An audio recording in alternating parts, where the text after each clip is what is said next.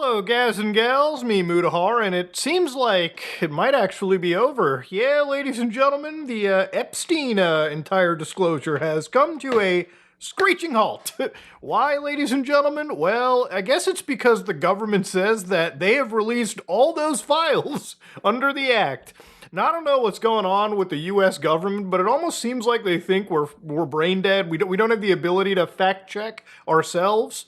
But yeah, for anybody that doesn't know, there's been about 6 million documents, over 6 million actually. And if you go to the actual transparency, justice.gov.epstein, you age gate yourself. Again, once I remind you, you have to be 18 and above to watch these files, to read them. But you have to be under 18 to be the victims of the people mentioned in these files, all right? Some of those individuals, possibly in the government. But for instance, if you type in words like cannibal, right, for whatever instance, let's say you want to go down into it, you can see that every single one of these files has an EFTA number. Now, based on the number convention, so to speak, we should probably be getting a little bit more than 3.5 million files. We have not. So, yeah, I guess you could say that things are pretty bad. Now, obviously, the Attorney General, Pam Bondi, the stupid fuck that she is, decided to release a whole bunch of these names, I guess, in association.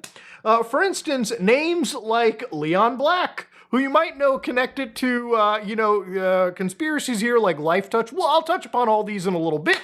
But you also got, George Clooney, Bill Clinton. You've got Pam herself mentioned in these. Individuals like Jayapal Pramila. You've got, Epstein being mentioned, obviously. This is a list of names that have been related, whether they've been very, naughty individuals or people that have been mentioned simply because they were connected in some way, shape, or form. So clearly, ladies and gentlemen, this is a list that was released to, I would say, muddy the waters. To give you a real idea, we haven't gotten all the files. The government has basically said they're not going to be releasing anything more. And how do we know this? Well, this is an entire letter, I guess, that was given to us. So this letter dated February 14, 2026, basically just announces all of these names. That's where I pulled it all from. And inside this letter, basically the government is straight up lying to you and telling you that underneath the Epstein Files Transparency Act, they have actually released all of the actual stuff here. The department has released all records, documents, communications, and investigative material in possession of the department that relate to any of the 9 different categories. So here they've got all the 9 categories listed. The only category of records withheld were those records where permitted withholdings under Section 2C and privileged materials were not segregable from material responsive to the Section 2A. So remember, there were some limitations, right? Obviously, they weren't going to be releasing actual CSAM. Nobody expected the government to be doing that. That made total sense. Nobody wanted them to leak the information of victims, yet they did so throughout the entire fucking process, by the way. And obviously, when it comes to things like national security, which I guess must be most of the fucking government and most of the connected people, because there are so many redactions that I think it's stupid for you to think that all the files have not been released, okay? No records were withheld or redacted on the basis of embarrassment, reputational harm, or political sensitivity, including to any government official. What about the fucking co-conspirators? What about the people who literally were in email threads who wanted to, look at things like torture videos? What about all those individuals whose names were conveniently blanked? I mean, I guess if I was fucking mentally brain dead, I guess if I was fucking so brain damaged, that I was dropped on the head every single minute of my childhood, I would probably maybe halfway believe the stupid bullshit letter. It does infuriate me because what basically is being said over here is, we don't care if you're a victim. We don't care if you're somebody that wants to seek actual justice. We, the Department of Justice, by extension, the Federal Bureau of Investigation, basically any fucking cop in the country that is that high up, is complicit in letting a human trafficking scheme persist to this very day. And the reason I say persist to this very day is even though Jeffrey is pushing up daisies and roasting in fucking hell, God bless, there are still people connected in a circle that are getting away with the fruits of that disgusting fucking labor. That is the issue, right? I think after today, I think honestly for the last few weeks, the United States has lost the international moral high ground in trying to be the justice epicenter of the world. Because if you're willing to let one of the largest cases of human trafficking in modern history basically go away without so much as slapping the wrists of the people that have been complicit in this, no matter how high they are, that just shows to me that the current US federal government is totally fucking okay with this. And no matter what side of the aisle you are, whether you're a Trump fucking cultist or the most insane leftist person that I've seen, no matter who you are in the world, okay, this has rippling, lasting, damaging effects for the I guess you could say reputation of the United States going forward. Okay, people will be talking about this in the 2030s. They'll be talking about this in the 2040s. Hell, they'll be talking about this probably long after then as one of the most dark stains in the United States that you could ever fucking imagine.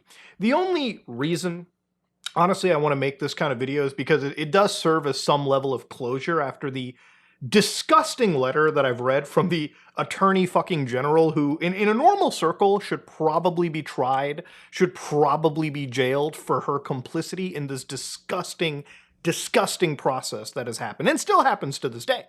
Now, of course, obviously, there have actually been real hard-hitting things that have happened because of Epstein, for anybody that hasn't noticed. Good things, by the way, where, of course, if you live in places like France, right? France is actually putting together a team of prosecutors, from what I've heard, and they're actually analyzing these files, and they're going to be chasing justice in their waters, okay? For instance, if you were in Norway, a former prime minister was charged, yes, charged, with aggravated corruption. So yeah, because names were being tied, there are some countries and some Department of Justices around the world that have some level of actual self-respect. Because, like I always said through this whole process, okay? If the system is so broken that you have to protect people that are preying after children, men, women, the most vulnerable people in our societies at times, like especially children, the whole system deserves to fucking burn. We all deserve to have a crashed economy if we have let this happen, okay? That's just the reality of the situation, okay? But anyways, let's go into some of the little bit of misinformation. I've noticed that throughout this entire process, there's been this concerted effort in the last maybe 2-3 weeks as I've been covering this of, I don't want to say like bots on the internet, but there have been so many outlandish things that have said. For instance, let me get this straight. We found out with the release of these files that the elite class consists of satanic cannibals that are consuming our children in satanic rituals. I've seen so many nano banana AI generated images of people eating corpses or like, there's just dead corpses, inside these rich people parties that, again, may I remind you, you don't need to make this situation look worse than it actually is. I've seen this file, for instance, where, again, there were 2 images attached. Obviously, we don't have anything mentioned, but one of the things that was mentioned over here was a victim was a victim interview where they mentioned things like, a lot of these individuals participating in ritualistic sacrifice in which feet were cut with a scimitar and left no scarring on the yacht. They witnessed, I guess, children being dismembered and eaten. And of course, I guess some of the people participating in this were individuals like George Bush. Now, obviously, I've always said through this process, I want to see the law enforcement agencies, their line of thinking. I want to see how they, went through with some of this stuff. And of course, I feel like some people don't read these documentations at all. Like, for instance, EFTA 00147661. This is a document I'm reading. I always mention these document numbers so you yourself can look these up and read them for yourselves. You can see right over here that law enforcement agencies actually did conduct interviews of these victims, right? And in some of these interviews, they actually went down and said that the interviewee offers no supporting or corroborating evidence or witnesses that could actually be contacted. So they did, in this case, follow through, and they were like, do you have evidence of these cannibal practices? It appeared to me, again, the victim appeared to be emotionally unbalanced, not intoxicated. So yes, they're going to be blanking out the victims' names, but the law enforcement agency said, listen, we followed up, we did interviews, we tried seeing for evidence, nothing happened. This is good to actually see, right? The actual law enforcement agencies following up. I have not seen the same for every single little interview in the Epstein thing. Now, a lot of individuals have looked up things like cannibalism on various I guess you could say the Epstein, like, document searches, right? And of course, you have to actually read some of these documentations. Like, for instance, Cannibal in this document, which mentions the Human Trafficking Task Force, usually just is within this one article that was scanned, talking about the history of an island and its tribal individuals, right? And like in this case, it's like Papua New Guinea. So yeah, you have to absolutely read some of these files yourself. I know it's boring. I know that reading can be fucking difficult for some people, but you have to read and understand the context of these situations. And again, I'm not here to sit down and disprove things to cover for evil people. I think there's plenty of evil in these documents alone. We don't need to add extra seasoning to make it look worse than it is. For instance, we don't need to look at this jerky document and think, whoa, are they talking about eating children here? They probably could just be rich people sharing the fucking recipe of a jerky recipe, right? Literally, it could just be as simple as that. There are plenty of documents that do, however, discuss people, prominent individuals, willing to go to an island, people being, exchanged around. There are instances of co-conspirators being mentioned that are being censored. We cannot allow the situation to be so muddied with conspiracy theory and conjecture that makes people spread more misinformation. There's plenty of real horrible shit to focus on and actually, seek charges for. That is unfortunately one of the things that I've been seeing. Even the LifeTouch stuff that I talked about earlier. For instance, for anybody that doesn't know, LifeTouch is a company that deals with children's school photographs. My wife actually brought this up to me. She told me, like, hey, this is, when I was a kid, she had every one of us had school photos. In Canada, I don't know if LifeTouch was involved. Maybe they were. Well, this is a Canadian website. But, she's an American, so she said there's like a non-zero chance. Maybe her image could be in here.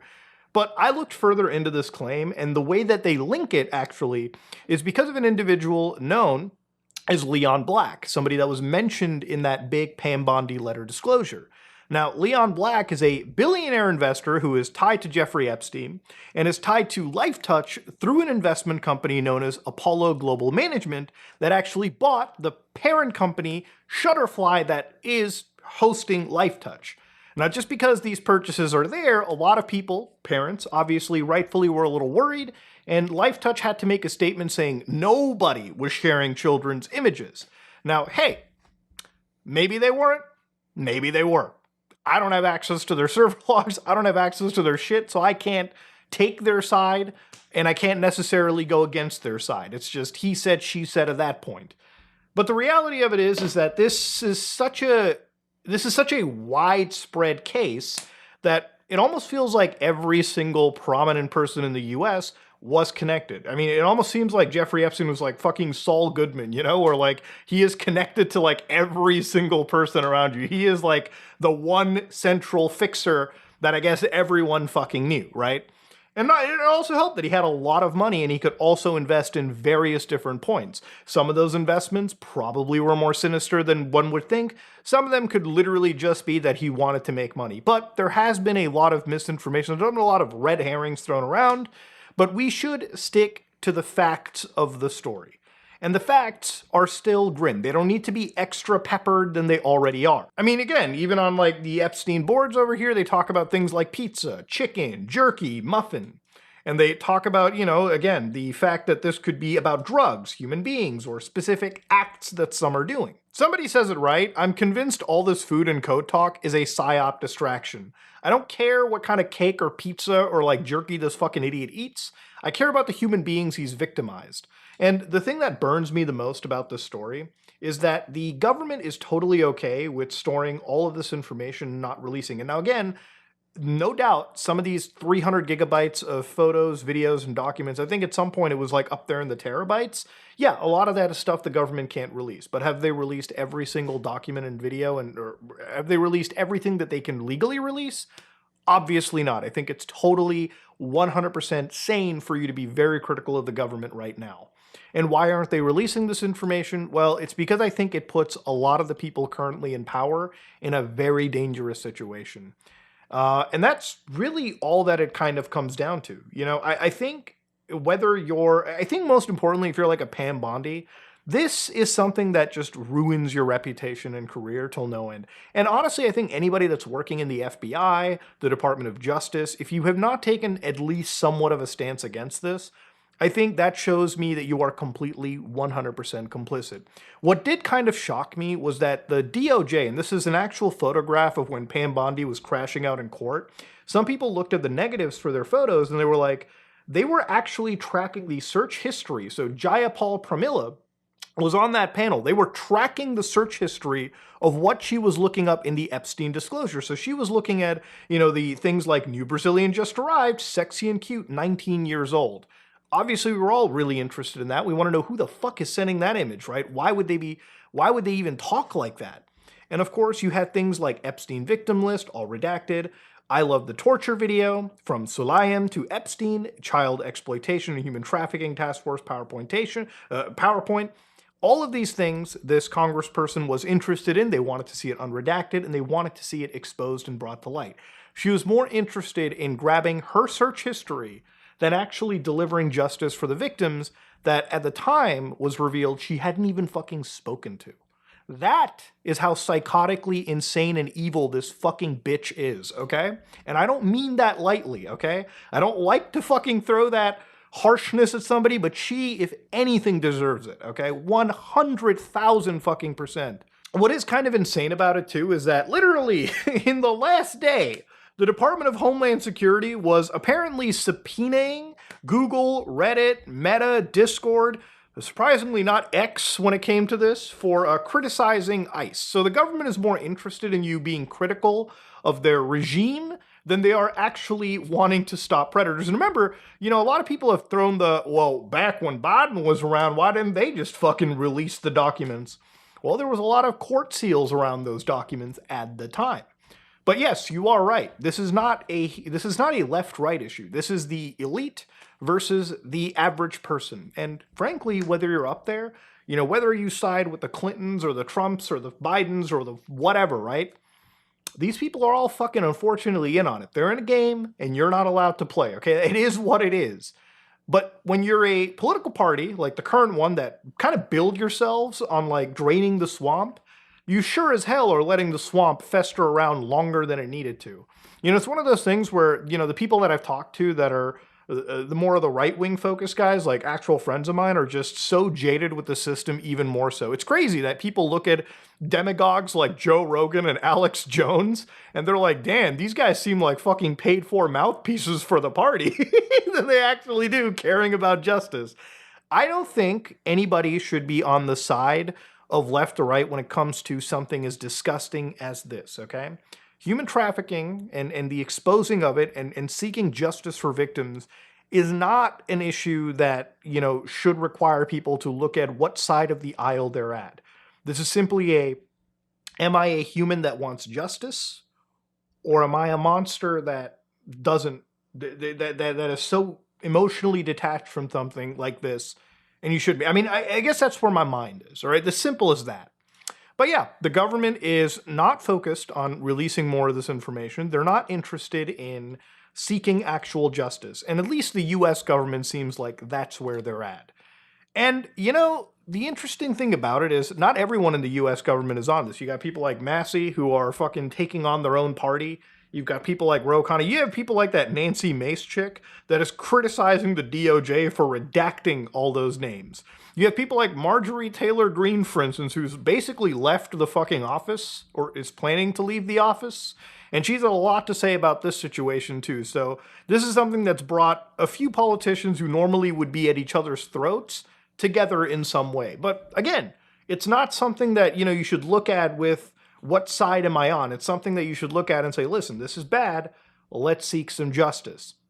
And ultimately, at the end of the day, like I said, there have actually been real implications. People have been exposed forcibly. They force the government hand, but a lot of high-profile individuals have been brought to the limelight.